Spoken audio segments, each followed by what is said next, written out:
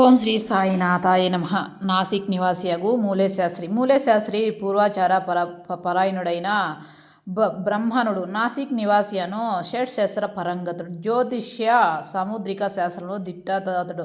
నాగపురకు చెందిన కోటీశ్వరుడగు బాపు సాహెబ్ బూటీ కలుసుకొనుటకు సిడి వచ్చెను. బూటీ చూసిన పిదప బాబా దర్శనముకై మసీదుకు పోయెను. బాబా డబ్బుతో మామిడి పండ్లను కొని పలహారములు వసూలు కొని మసీదు కొనున్న వారందరికీ పంచిపెట్టుచుండెను. మామిడి పండ్లను బాబా యొక్క చిత్రమైన విధముగా అన్ని వైపులా నొక్కేడివారు, తినువారు. ఆ పండ్లను నోట పెట్టుకొని చప్పరించగానే రసం అంతియు నోటలోనికి పోయి తక్కిన టెంకాయ మిగిలినవి. అరటి పండ్లు నొలచి గుజ్జును భక్తులు పంచిపెట్టి తొక్కను బాబా తమ వద్ద ఉంచుకొనేడివారు. మూలశాస్త్ర సముద్రికము తెలియక వాడగుడచే పరీక్షించుటకై బాబాను చూడుడని అడిగిన బాబా దానిని అస్సలు పట్టించుకొనక 4 అరటి పండ్లు తనని చేతిలో పెట్టిరి.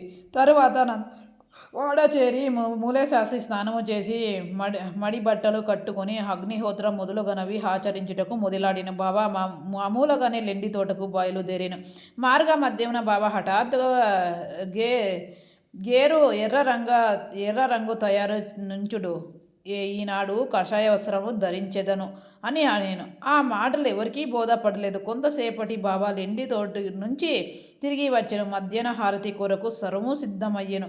మధ్యాహ్న హారతికి తనతో వచ్చెదరా అని మూలశాస్త్రి బూటీ అడిగాను.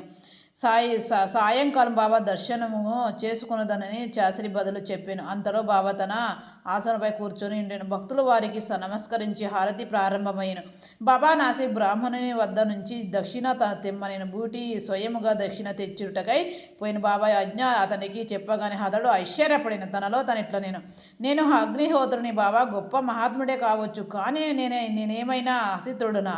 గానే వారిని నేను ఎందులకు దక్షిణ ఇవ్వవలను? సాయిబాబా అందటి మహాత్ముడు బూటీ నా వంటి సంపన్నుడి ద్వారా దక్షిణ అడుగుటచే అతడు కాదనలేకపోయాను. తన అనుష్ఠానం మధ్యలోనే ఆపి బూటీ మసీదుకు బయలుదేరాను.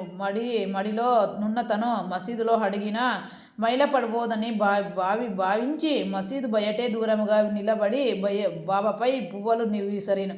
హఠాత్తుగా బాబా స్థానంతో గతించిన తమ గురువగు గులాల్ స్వామి కూర్చొని ఉండెను. అతడు ఐశ్వర్యపోయిను. అది కళా నిజమా అని సందేహపడిను. తను గిల్లుకొని మళ్ళీ చూశాను. తను పూర్తిగా జాగ్రత్త అవస్థలోనే ఉన్నాడు. భ్రాంతి ఆగుటకు వీలు లేదు. అయినచో ఎలానో గతించిన తన గురువు అచ్చటకు ఎట్లు వచ్చాను? అతని నోట మాట రాకుండా తుదుకు సద్గతం అయ్యాను. విడిచిపెట్టి మసీదులో ప్రవేశించి తన గురువును పాదంలో పడిన. లేచి చేతులు జోడించి నిలబడిన. తక్కిన వారందరూ బాబా హారతి పాడుచుండగా మూలశాస్త్రి తన గురువు నామస్వాన్ని ఉచ్చరించుచుండెను. తను ఆగ్రా కులమునకు చెందినవాడు. పవిత్రుడమునకు అభిజాత్యముకు వదిలిపెట్టి తన గురువుని పాదంలో పడి స్పష్టంగా నమస్కారమూర్చి కండ్లు మూసుకొనేను.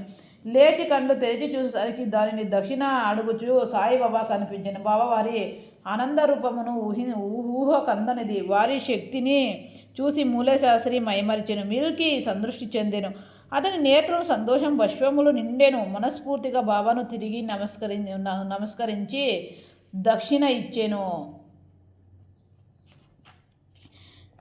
తన సందేహము తీరినాదనియు తనకు గురుదర్శనమైనాదనియు చెప్పెను. బాబా ఒక్క ఈ ఐశ్వర్యకరమైన లీలను గంచిన వారందరూ ఆచరుందిరి. గేరు తెందు కషాయవస్త్రం ధరించదనని అందుకు ముందు బాబా పలికిన మాటలకు అర్థము అప్పుడు వారు గ్రహించిరి. సాయి యొక్క లీలలో ఐశ్వర్యములు కదా. ఓం శ్రీ సాయి నాథార్పణమస్తు.